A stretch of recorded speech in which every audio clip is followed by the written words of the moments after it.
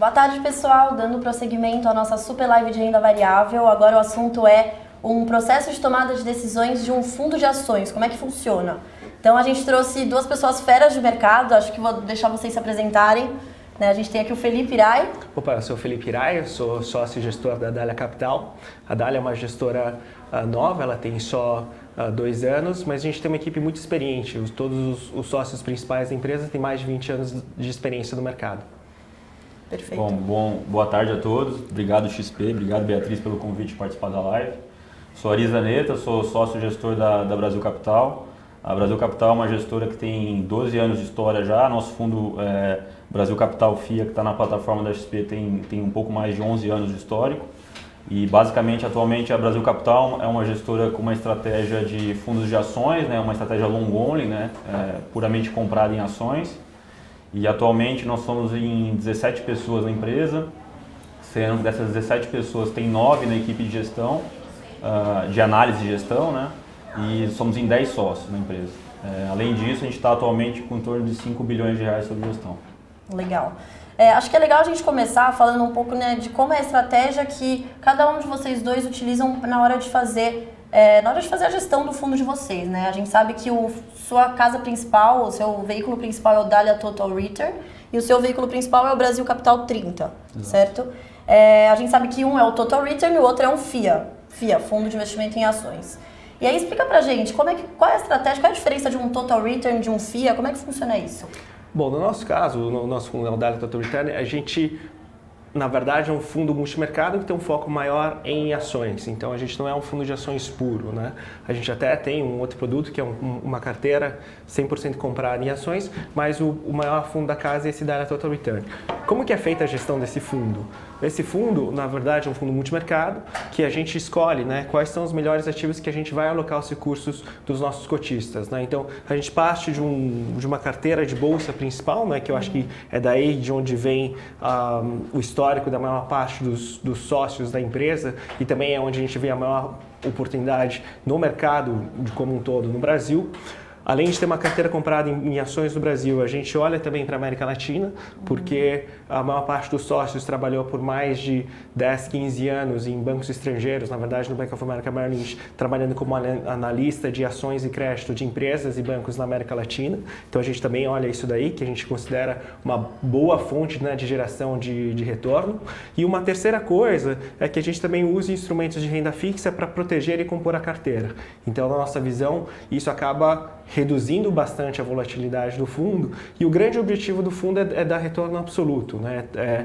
Usando através desses instrumentos uma carteira, ou criando um portfólio que consiga, né, ter retornos positivos ao longo do tempo. Perfeito. Legal. Bom, no caso da Brasil Capital, né, um fundo long only, né, um FIA, que é o nosso caso, é um fundo bem simples. A estratégia basicamente ela é de você ter uma carteira de ações. Lá no nosso caso, a gente varia a carteira de ações entre 15 e 20 empresas, essa é a média, sendo que as 10 maiores empresas têm quase 80% do patrimônio do fundo investido, na média, né? Ao longo desses 11 anos e 3 meses que o fundo já existe, a gente teve uma variação aí de exposição líquida comprada entre 67%, né, que é o mínimo permitido até pela legislação do FIA, pela CVM, e isso então nos momentos de maior posição de caixa nosso, né, posição líquida comprada em bolsa 67%, e nos momentos de maior otimismo assim nosso, né, disposição do fundo, com a menor posição líquida comprada em caixa, a gente ficava com a posição líquida comprada em bolsa de quase 100%, né, já chegamos em 100%. Caramba. E no nosso caso, assim, só para também explicar um pouco mais, a gente acredita muito que o melhor jeito de a gente proteger o patrimônio ao longo do tempo é investir no nosso capital, né, e os nossos cotistas em boas empresas. Então, a gente não utiliza nenhum tipo de estratégia no mercado de pré, de juros ou dólar, a gente simplesmente utiliza uma boa carteira de ações como a ferramenta principal nossa de proteger capital e compor capital ao longo do tempo. E a gente tem também a liberdade dentro do fundo, que a gente utilizou isso algumas vezes, mas isso não gera o retorno principal do fundo. 95% do nosso retorno vem da carteira de ações, que a gente também pode fazer algumas estratégias com opções, né? Opções ou das próprias ações que a gente tem, call, put, ou de índice futuro, no caso do Ibovespa, né? Perfeito. Então é basicamente isso. Legal, então a gente consegue concluir aqui que você Felipe, o Dália, ele na verdade ele investe em ações, mas também tem um pouco de juros, câmbio. O Brasil Capital, no caso, é principalmente ações. Exato. E só para complementar, que eu lembrei agora, no caso do Felipe, fazem América Latina, né? A Brasil Capital só investe em Brasil. Então, nosso foco é investir o dinheiro em empresas que tenham mais da metade da receita proveniente do Brasil, mesmo que sejam listadas lá fora. Então, nós podemos sim investir na Aritza, podemos investir, eventualmente, se a XP vier abrir capital, é uma empresa brasileira, vai ser listada na Nasdaq, que é uma bolsa americana, mas é uma empresa brasileira. Então, nesses casos, a gente também pode. Legal. A nossa premissa principal para investir é empresas que tenham o core, né, o core do negócio, o principal componente de receita dela, de negócio, vindo do Brasil. Você, por outro lado, não. Você também pode investir em empresas onde o core seja internacional. A gente foca muito nessa região de América Latina, né? Porque, como eu falei, eu acho que similar ao processo de investimento da Brasil Capital, a gente foca muito em análise fundamentalista, né? Análise fundamentalista, analisar o desempenho da empresa e tentar projetar o que pode ser no fluxo de caixa da empresa no futuro, conhecer bem a gestão da empresa e tudo mais. Para fazer isso, a gente entende que o escopo do nosso trabalho ele tem que ser dentro daquilo que a gente sempre estudou, né? E a gente sempre estudou todos os países da América Latina, né? Então, quando minha última função no banco era estrategista de ações para a América Latina, então eu tinha que viajar frequentemente para os outros países da região, né? Argentina, Chile, Peru, México, Colômbia, visitando investidores e também, principalmente, visitando empresas. Então, assim como eu, todos os outros membros da equipe da gestão da Dália faziam a mesma coisa, né? Então, a gente tem esse conhecimento a mais que, na nossa visão, ele ajuda a fazer essa composição de carteira ali que o Ari falou. Perfeito. Legal. E, gente, como é que vocês fazem como é que é o processo de tomada de decisão de vocês para comprar uma ação? Como é que vocês analisam uma ação? Como é que do comecinho, assim, como é que isso funciona? Legal. Ótima pergunta, é bom poder explicar isso. Assim, lá na Brasil Capital, a nossa filosofia desde o dia 1 nosso, né, lá em 2008, que nem eu falei, comprar boas empresas, bons negócios. Então, evidentemente, não é um trabalho fácil você, ao longo do tempo, você identificar essas empresas na Bolsa, né? Tem quase 390 empresas listadas na Bolsa, pelo critério nosso de tamanho do fundo e liquidez, tem umas 150 empresas que a gente considera investíveis pelo Brasil Capital. Legal. Então, dentro de 150, você escolheu uma carteira de 15, né, que a gente julga ser as 15 melhores para estar investido, a gente tem um processo de investimento bastante criterioso e detalhado. Então, basicamente, gastar muita sola de sapato, a gente gasta muito tempo nas empresas, né, na rua, então, falando com as principais pessoas envolvidas no processo de decisão da empresa, pessoas que já se relacionaram na empresa no presente ou no passado como clientes, fornecedores, concorrentes, etc. Então a gente faz esse processo de pesquisa, que a gente fala que é o processo mais qualitativo, né, que é muita conversa, muita reunião, muita sola de sapato. E tem um aspecto que para a gente lá esse é o aspecto mais importante, né? Muitas vezes os números não vão te falar o que tem do qualitativo do negócio. Exato. E o outro aspecto é o quantitativo, que é mais parte de modelagem, planilhas, todo o ferramental de finanças corporativas que todo mundo conhece, né? De olhar valuation, fluxo de caixa descontado. Então a gente junta essas duas coisas e aliadas a isso a gente vai tomando um processo de decisão ao longo do tempo e montando a carteira. É importante falar que as decisões que a gente toma na Brasil Capital, né, evidentemente a gente tenta olhar sempre para um horizonte muito longo de prazo. A gente pensa sempre olhando assim, estou investindo numa empresa hoje que eu estou comprando uma participação num bom negócio, que eu quero ser sócio desse negócio pelo maior tempo possível. Por muito tempo. Então a gente tenta sempre investir por longuíssimo prazo, evidentemente que com as questões de tecnologia, disrupção tecnológica, mudanças de mercados, etc., e novos competidores, as empresas nem sempre andam conforme a gente planeja, né? Na verdade, essa é a regra. Por isso que, mesmo quando a gente está com uma ação na carteira investida, nosso trabalho de pesquisa e entendimento do modelo de negócio ele é praticamente diário, né? Online. Toda hora você está olhando, está pesquisando, está estudando, e isso vai fazendo com que a gente, ao longo do tempo, mude as posições para mais ou para menos de acordo com esses dois aspectos, né? Então, o qualitativo, que é o modelo de negócio e a capacidade de gestão da gestão da companhia, e o aspecto quantitativo, que é a margem de segurança, né? O quanto que aquela ação está descontada em relação ao preço em bolsa. Perfeito. Isso tudo é uma equipe e faz, como é que funciona o consenso? Existe um consenso entre todo mundo? Ou uma pessoa fala, eu quero comprar essa empresa. Aí tem que ter, todo mundo tem que aprovar, certo? Certo. Ótima pergunta. Assim, uma outra coisa que eu acho que é um DNA intrínseco da Brasil Capital, assim, desde o começo, a gente se adaptou, assim, a gente sempre tomou decisões em conjunto, né? Então nós somos em 3 sócios gestores Os três sempre foram analistas, né, antes de virar gestores, inclusive eu e o outro sócio da Brasil Capital trabalhamos junto com o Felipe Hirai na Reding Grifo, lá atrás, então a gente se conhece há bastante tempo já. Então nós três sócios gestores temos um dia a dia muito intenso com os analistas, nós temos 5 analistas embaixo da gente, né? Então nós somos em 8 pessoas e para completar 9 que eu falei tem mais o trader. Então nós somos em 8 pessoas fazendo gestão e análise o dia inteiro. Nós três também somos analistas, né? Então nós também vamos nas empresas, pesquisando, a gente gasta muito tempo visitando as empresas, sempre que a gente faz reunião, né, em relação à carteira, as empresas que a gente vai investir, sempre tem mais de uma pessoa presente na reunião, nunca uma pessoa sozinha. E isso é para ter sempre a decisão mais colegiada possível e evitar vieses que existem quando você deixa a decisão concentrada só em uma pessoa. Para a gente isso funciona muito bem, né? De novo, é um DNA nosso, é uma coisa que nasceu muito naturalmente. Então, ao longo do tempo, as decisões são tomadas de maneiras consensuais, né? E, evidentemente, quando tem consenso, a gente monta a posição do tamanho que ela tem que ser, que o consenso quer. Quando não tem consenso, a gente limita o tamanho das posições em tamanhos de 2%, no máximo 3% do fundo.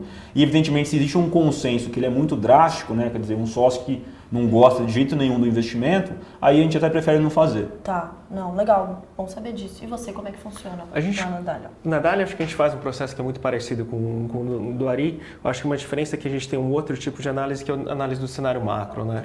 Acho que tem um dos sócios da empresa, na verdade, o José Rocha, que é o gestor principal do fundo, ele tem 20 anos também de carreira no mercado, 10 anos como trader de renda fixa e 10 anos como gestor de fundos de bolsa, mas sempre muito focado na parte macro, não só macro Brasil, mas principalmente na parte macro global. E lá na Dália a gente tem uma crença muito forte também, né, que para a maior parte das empresas, para a maior parte do tempo, os principais fatores que determinam os preços das ações são fatores macroeconômicos. Então a gente gasta uma boa parte do nosso tempo também olhando o cenário macroeconômico, principalmente global, e também a gente fica olhando o cenário o microeconômico, né, o específico das empresas. E a coisa legal que acontece é quando a gente consegue casar as duas coisas, né, quando a gente tem uma visão, né, do que pode acontecer com o cenário macroeconômico e a gente acha uma empresa que a gente gosta, né, de acordo com seus próprios fundamentos, que casa com essa visão macro. E aí também, né, num processo de decisão que é parecido do Ari, somos hoje em 6 pessoas na equipe de gestão, é um processo de decisão que é colegiado, né, não existe um tomador único de decisão.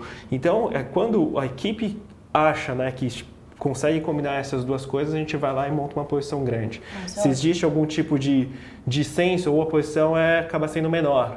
Então, o tamanho da posição ele tem muito a ver com qual que é a visão da equipe sobre aquele negócio, sobre aquele ativo, sobre aquele trade. Então, a gente vai calibrando muito em cima disso, né? E também a nossa estrutura societária, né? Acho que na Brasil Capital é similar, ela é muito horizontal. Então, não existe a figura de uma pessoa sendo sócio controlador da empresa, né? Assim, eu particularmente acho isso ótimo.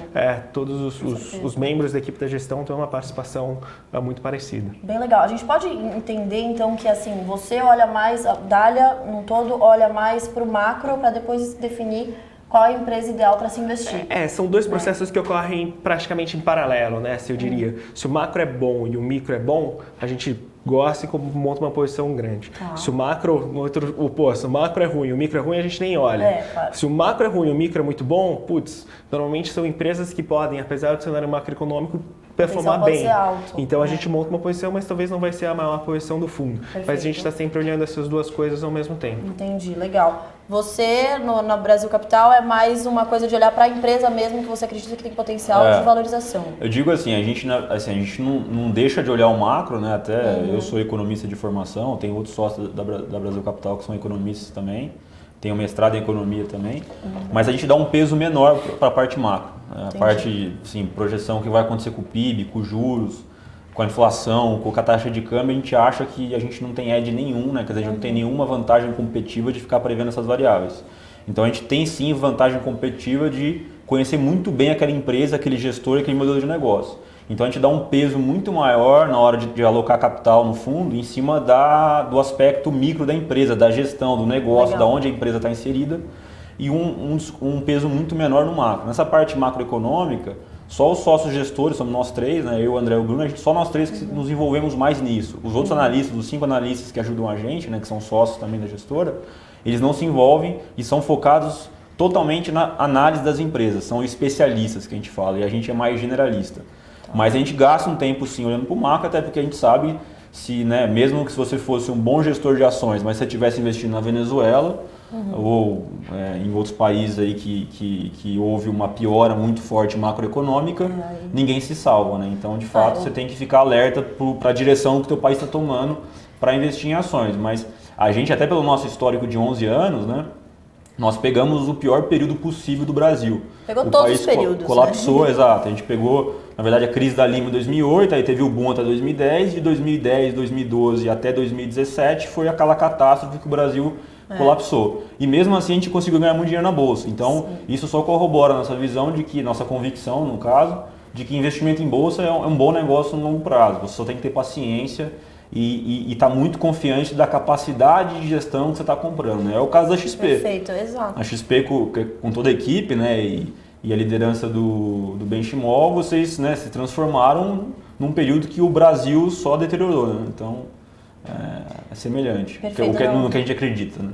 Não, perfeito. Assim, até aproveitando o gancho, as pessoas, os investidores, normalmente eles têm um pouco de receio de entrar na bolsa porque eles não estão acreditando num cenário macroeconômico muito favorável para os próximos meses. Aí as pessoas falam, agora não é hora de entrar, vou esperar mais um pouco. Mas quando a gente olha para um fundo de gestão ativa, como o que a gente está falando agora, a gente consegue, né, ver bons ganhos até em momentos de queda, né? O que a gente pode ver com o histórico desses dois fundos. Então você consegue se superar, é o papel da gestão ativa, né, que é fundamental aí quando você for investir num fundo de ações. Uma pergunta até que eu queria aproveitar também é como que vocês fazem então para se desfazer de um papel? Então às vezes, por exemplo, até o Brasil Capital, né? Você foi lá, entrou num papel, entrou com uma posição forte numa empresa, ficou anos e anos nessa empresa, como é que você fala, agora é hora de tirar uma parcela? Como é que funciona isso? Uma resposta difícil. Mas assim, basicamente a gente olha, eu vou pegar os 3 aspectos, os mesmos 3 aspectos, que é modelo de negócio, a capacidade da gestão da companhia de se superar e estar alinhada com a gente por longo prazo e gerar valor, e a margem de segurança, que é ver o quanto que o preço em bolsa nos dá uma oportunidade de ganhar um bom retorno comprando aquela ação naquele preço, tanto para comprar quanto para vender, eles são importantes. Então, basicamente, para vender, se algum desses 3 aspectos mudou, né, ou o modelo de negócio, né, aquela companhia que a gente acreditava que tinha, né, aquela fortaleza, aquelas barreiras de entradas que ela conseguia proteger o fluxo de caixa dela e o lucro ao longo do tempo e continuar crescendo, se isso se rompeu. Ou se a gestão que a gente acreditava ser competente e alinhada mudou o conselho de administração, ou o CEO da companhia, ou o CFO, também é um aspecto que a gente olha. E por último é a margem de segurança, que é se a ação valorizou, né? Teve um movimento em bolsa, que a ação ficou muito cara, né? Muito bem precificada para o cenário, a gente também vai mudar a posição.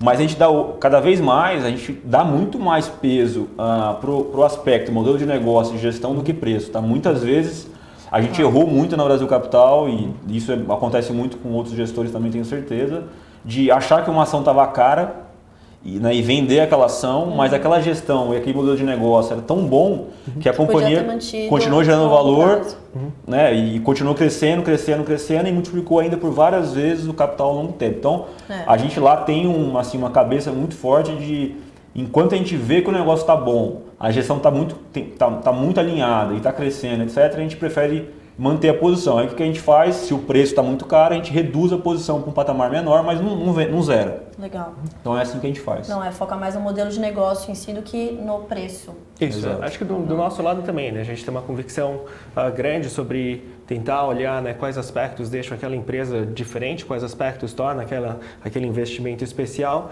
E a gente também tem essa mesma convicção, né, de que enquanto a empresa continuar entregando resultado, né, continuar crescendo, continuar destravando valor, essa ação vai continuar performando bem, né? Porque tem uma coisa que tem chamado muito a nossa atenção ao longo dos últimos anos, até o Ari mencionou o aspecto de tecnologia, é que como várias empresas estão se reinventando. Então, alguns modelos, né, que a gente usava para avaliar algumas empresas, mesmo 2 anos atrás, hoje já não vale mais. A gente tem que repensar a forma de negócio que essas empresas estão tendo, né? Então, tem que ter, o que faz a gente vender uma ação, tem que ter uma mudança. Seja uma mudança no modelo de negócio, seja uma mudança drástica de preço, ou no nosso caso também uma mudança no cenário macroeconômico. A nossa vantagem é que quando a gente vê, né, uma mudança no cenário macroeconômico, que não necessariamente vai ter um impacto tão grande assim no fundamento da empresa, a gente consegue usar outros instrumentos para proteger a nossa carteira. Por exemplo, a gente está achando, né, que o mercado brasileiro subiu demais, mas de repente pode ter por algum motivo diferente alguma crise no mercado. A gente pode comprar dólar, a gente pode vender o índice futuro, a gente mantém a posição lá na empresa, mas exatamente, se protege da queda dela. Né? Exatamente. Então, a gente vai modulando, né, o tamanho da exposição do fundo. No nosso fundo, a gente fica entre 20% e 80% comprado, e sair do 80% para o 20% não quer dizer que a gente vendeu toda a nossa carteira de bolsa. Pelo contrário, né, na verdade, até o nosso fundo ele tem uma tributação de renda variável, então a gente tem que ficar 67% comprado em bolsa. Como que a gente reduz o risco dos 67% para os 20%? É usando outros derivativos, né? Então, comprando dólar, atuando no mercado de juros, atuando no mercado de bolsa, e uma coisa que é importante dizer é que a gente não fica alavancando o fundo, né? A gente faz tudo isso sem alavancar o fundo. Perfeito. Você não usa alavancagem? O fundo ele não fica alavancado, né? Quando a gente olha qual que é a nossa exposição bruta do fundo, desde que a gente começou a operar o fundo, a gente nunca passou dos 100%. Perfeito, legal. Vocês, por outro lado, sim. Alavancagem não, né? Nós também não temos, não. Também não tem. A nossa posição líquida comprada vai até 100%, então também legal. não tem nenhum tipo de alavancagem no nosso fundo. Bom saber disso, bom saber disso. Tem até uma pergunta aqui para o Felipe. Somos conservadores, né? Até porque, né, na Brasil Capital, acho que na Dália o Felipe pode falar também depois como é que era, assim, nós, os sócios gestores, os sócios da Brasil Capital, desde o dia 1 até hoje, são os maiores investidores do fundo, individualmente. Isso então, é muito importante nós temos falar. muito do nosso patrimônio dentro do fundo, estamos totalmente alinhados com o cliente, pagamos até as mesmas taxas, mesmas condições do cliente. Então, a gente sempre pensa muito antes, né, até parafraseando o Warren Buffett, né, antes de você pensar em ganhar dinheiro, você tem que não perder dinheiro primeiro, né? Então, a regra número 1 dele é não perder dinheiro. E a regra número 2 é não esquecer a regra número 1. Então, evidentemente, para a gente isso, gente, ter conservadorismo é importante. É exatamente isso. É o que eu falei, né? Na Dália hoje, somos em 7 sócios principais, todos têm uma parte significativa do dinheiro aplicado nos fundos da Dália. E mesmo quando a gente pensou, né, de qual o tipo de produto a gente queria fazer dentro da Dália, a gente pensou primeiro no que a gente queria pra gente, pro nosso dinheiro. E aí daí que veio a ideia de fazer esse multimercado focado em ações. Aí depois, qual que seria o nosso produto? A gente tem um monte de dinheiro que está em previdência parado, né? Então o que a gente faz? Vamos montar um fundo de previdência que começa com essa ideia, para colocar o dinheiro do sócio. Putz, mas bem que a gente podia ter um veículo, né, que fosse um fundo só comprado em bolsa, né? Tá bom, então vamos montar um fundo para isso, porque se adequa ao que a gente quer, que a gente acredita que é a melhor forma de alocar o dinheiro a nossa poupança. Então, de novo, né, todo mundo tem uma parte significativa, mais de 90% do patrimônio alocado nos fundos da Dália. Não, alinhamento com o cotista eu acho que é o mais importante 100%. nessa história, né? Tem uma pergunta aqui. Qual é o tempo médio que o Dália precisa para reduzir drasticamente uma posição comprada em bolsa? Em questão de liquidez, de 70% para 30%, por exemplo. O que eu falei, né? Assim, a gente tem uma flexibilidade grande de reduzir o risco do fundo, e aí não necessariamente a gente vai reduzir aquela posição de uma forma muito rápida usando os mercados de renda fixa, né? Então, até a gente tem nossa visão, o fundo ele tem um tamanho máximo, né, que ele pode ter. A gente está chegando perto desse tamanho máximo, exatamente para ele manter essa flexibilidade, né? Então, respondendo diretamente à pergunta, quando a gente olha a carteira comprada em bolsa da Dália, a gente consegue liquidar a carteira, mais de 95% da carteira em 2 dias. Então, isso é um negócio que é relativamente tranquilo.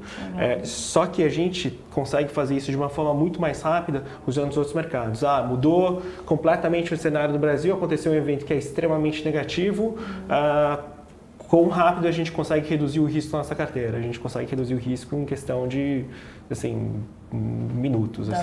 Dá para fazer muito, muito rápido. Ai, que bom, que bom. Porque dentro do mercado de renda fixa, o nosso fundo é muito pequeno. Dentro do mercado de bolsa, o nosso fundo é um tamanho ok. Mas para renda fixa, realmente é muito fácil a gente conseguir reduzir o risco da nossa carteira. Legal. E a gente já fez isso já. Muito bom. E quanto a setor, pessoal? Como é que vocês fazem tem um setor favorito de vocês, que vocês gostam mais de trabalhar, de gerir, ou é super diversificado? Como é que funciona isso? Bom, acho que vai um pouco também, né, da forma como que a gente pensa sobre investimento e como que é a nossa cabeça e como que é o nosso cenário macro, né? Então, vamos lá, partindo do cenário macro, a Dália, desde o começo, a gente tem uma visão que o crescimento no Brasil ele vai ser lento e moderado, né? O que a gente chama de grande moderação brasileira. Isso acontece por conta do tipo de recuperação que o Brasil teve, de recessão que o Brasil teve no período de 2014 até 2016. Então, o crescimento do PIB no Brasil vai ser lento e moderado, a gente vai crescer 1,5% nos próximos anos, tá? Isso tem uma implicação muito importante para os outros mercados, que é os juros eles vão cair e a moeda vai ficar bastante depreciada, né? Então, desde o dia 1 da Dália, a gente tem uma operação que é comprada em bolsa e comprada em dólar, tá? Esse cenário, quando a gente olha para os diferentes setores da Bolsa no Brasil, ele é muito favorável para o setor de energia elétrica. E aí vem um pouco do outro conceito, né? O conceito, uma das coisas que a gente gosta muito, até pelo que a gente estava discutindo agora, é essa história de não perder muito dinheiro. Então a gente gosta de coisas, né? Que você tem um risco, médio para baixo, um potencial de alta razoável, que é onde a gente consegue ver isso hoje no setor de energia elétrica do Brasil, né? Assim, quando a gente olha as empresas que a gente está investido, a gente imagina que a gente tem uma taxa de retorno de inflação mais alguma coisa como 8% na média das ações que a gente investe. Então, na nossa visão, isso é uma relação de risco-retorno, e aí para a gente é muito importante esse negócio de risco-retorno, que é muito interessante dentro desse setor. Ótimo. Como é que vocês fazem? No caso da Brasil Capital, a gente pode investir em qualquer setor, né? Nós não temos nenhum tipo de preconceito. Aliás, o que a gente mais evita lá ter na Brasil Capital é preconceito em relação a um setor, a um negócio, até porque muitas vezes as coisas mudam e um negócio que não era bom no passado pode se tornar bom no futuro ou vice-versa. Então a gente tem assim um foco muito grande de analisar a fundo os negócios, só que ao longo do tempo a gente assim sempre preservou muito essa questão de previsibilidade do fluxo de caixa da empresa, né? Quer dizer, para a gente, o pilar central de uma ação ao longo do tempo é a multiplicação do resultado dela, né? Que é receita, resultado operacional e lucro. Então, evidentemente, se você investe numa empresa de commodity, por exemplo, a Vale, e por algum motivo o chinês tem algum resfriado e o minério de ferro cai de $100 para 40, para o bem ou para o mal, mesmo que a gestão da Vale seja muito competente, etc., o lucro da Vale vai cair muito, né? Vai derreter igual o preço do minério.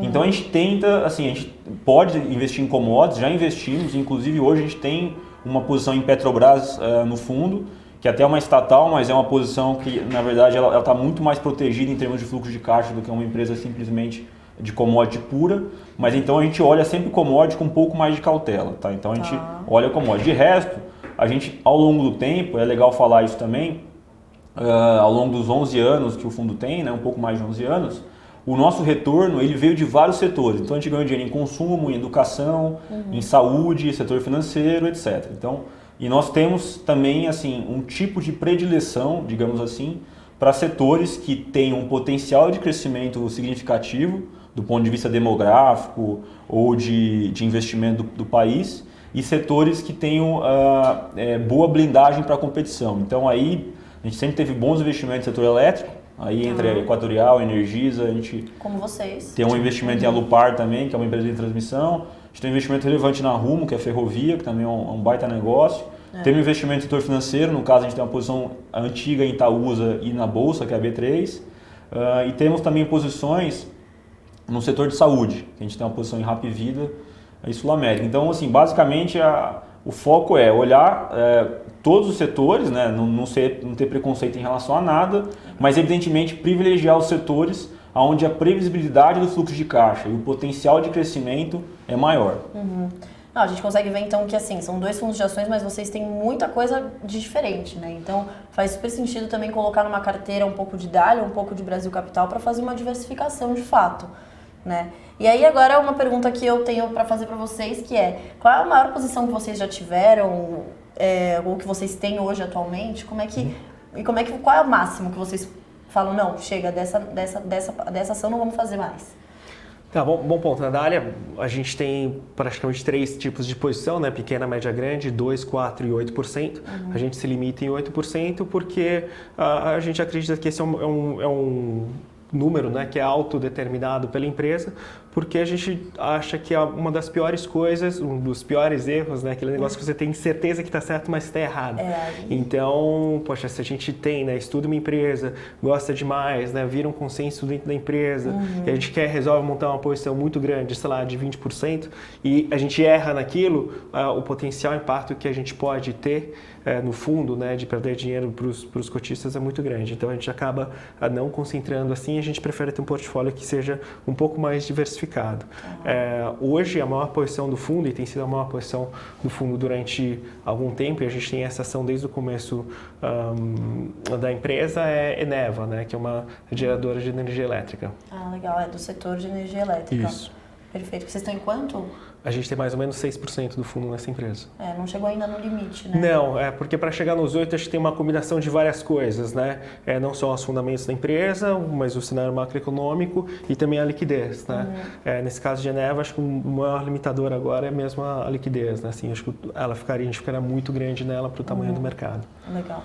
Bom, no caso da BC, né, da Brasil Capital, a gente tem duas limitações de tamanho. Primeiro, de ações individuais, a gente pode chegar no máximo em 20%, que a gente nunca chegou quase, assim, pouquíssimas vezes a gente usou esse limite.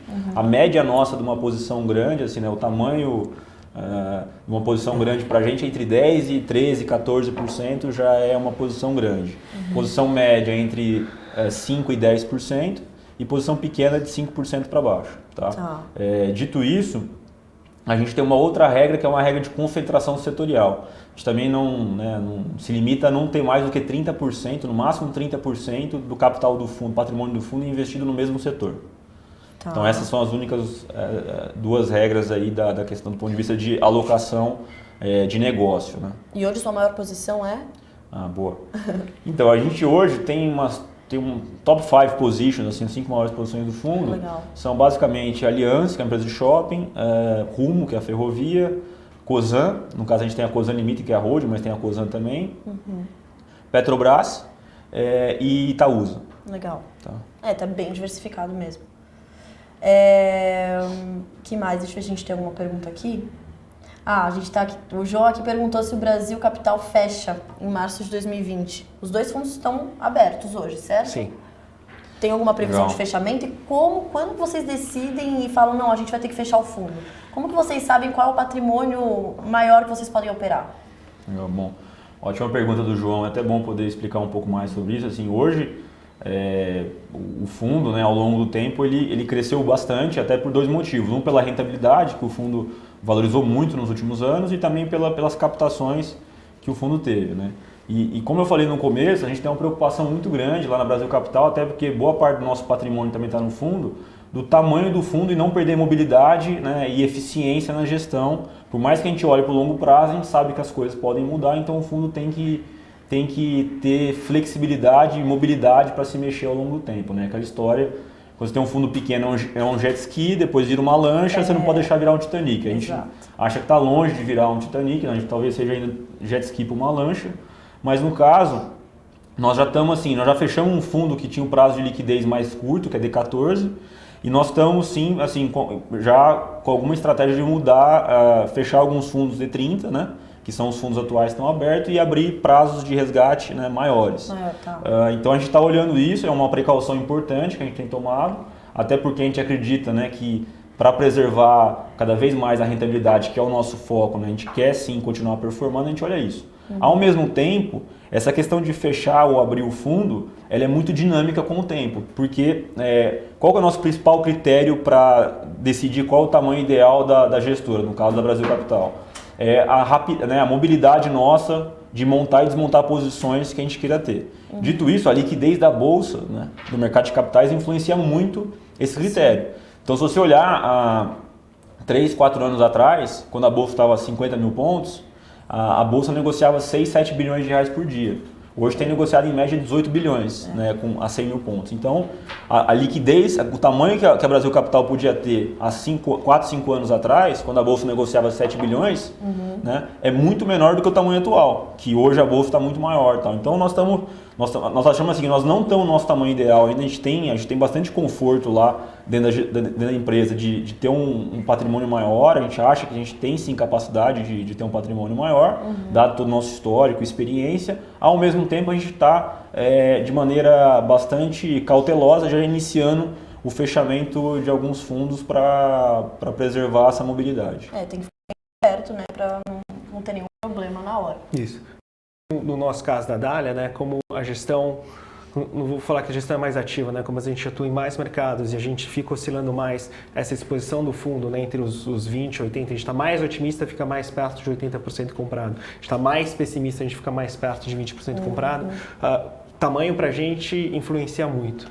Então a gente não acha que consegue ser um fundo, por enquanto, né, muito maior do que 2,5 bi, que é mais ou menos o número que a gente está chegando perto hoje. Dito isso, como a Ari falou, se as condições de mercado permitirem, a gente vai ter um fundo que pode ser maior do que esse tamanho atual. Né? Assim, uma das grandes preocupações que a gente tem é como a gente consegue se movimentar e principalmente mercados de baixa. Né? Assim, a pior coisa é quando você tem que vender, né? Ou você quer vender alguma coisa no mercado caindo, né? Que você não tem a outra ponta. Né? Então, você de repente tem uma posição muito grande, um papel que você não consegue sair, isso acaba tendo um impacto muito grande de rentabilidade, né? E de novo, o nosso foco, assim como o Mari colocou, assim, a gente tem uma obsessão muito grande com performance ajustada ao risco, né? A gente quer ser o fundo com a melhor performance com risco adequado. Então, se um limitador para isso é tamanho, infelizmente esse vai ser um limitador para a nossa estratégia. Exato.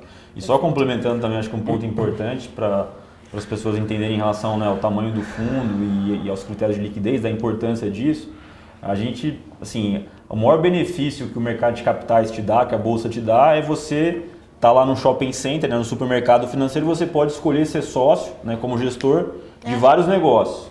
Então, o melhor benefício que a bolsa te dá é você poder todo dia decidir se você quer continuar sócio daquele negócio ou não. Exato. Então, se você tem um fundo, né, que no caso, não é o caso da Brasil Capital, mas você tem um fundo muito grande, né, no caso um Titanic gigantesco, e você vai comprar posição, você compra posições que no final você tem uma participação relevante daquela empresa, e se por algum motivo mudou a direção da empresa, modelo de negócio ou a gestão, você simplesmente não consegue sair da posição. E aí, no caso, né, o maior benefício que a bolsa te dá é de você todo dia poder mudar de opinião e decidir se você quer continuar sócio daquele negócio ou não, você não tem mais isso. Então a gente tenta sempre, lá na Brasil Capital, usar isso a nosso favor. Então a gente sempre tenta fazer, no dia que eu não quiser ser mais sócio dessa empresa por isso ou aquele motivo, eu tenho sim que ter a capacidade de sair daquele investimento rápido, né? Então a gente sempre vai olhar muito isso e preservar essa vantagem. Para a gente essa é uma vantagem competitiva, você tem um fundo que você tem essa flexibilidade, então... Vocês têm esse costume de deixar uma parcela do fundo em caixa?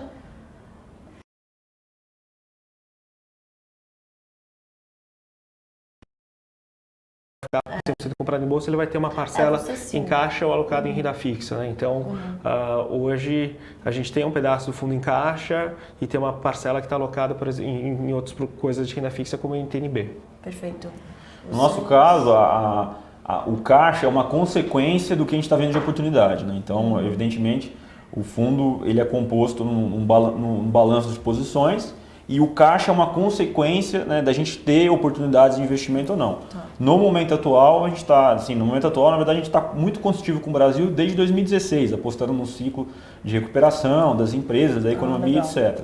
Então, nós temos carregado, nós temos caminhado lá no Brasil Capital com o fundo bem exposto, com um nível baixo de caixa, já faz 4 anos, e nós estamos, por enquanto, continuando assim. Para finalizar aqui, a gente tem uma pergunta...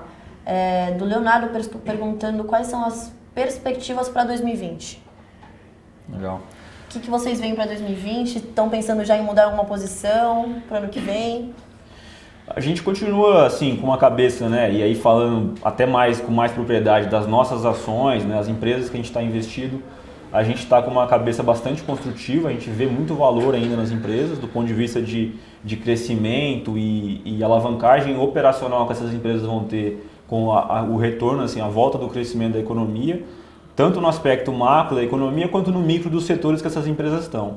Então, a gente continua vendo ainda, assim, para a nossa carteira, uma perspectiva bastante boa. E, ao mesmo tempo, com o custo de capital, né, no Brasil tão baixo, o retorno que as ações nos oferecem hoje, ajustado pela oportunidade que a gente teria de deixar o dinheiro em caixa, é muito melhor que no passado. Com certeza. Então a gente continua bastante construtivo com as ações ainda para 2020.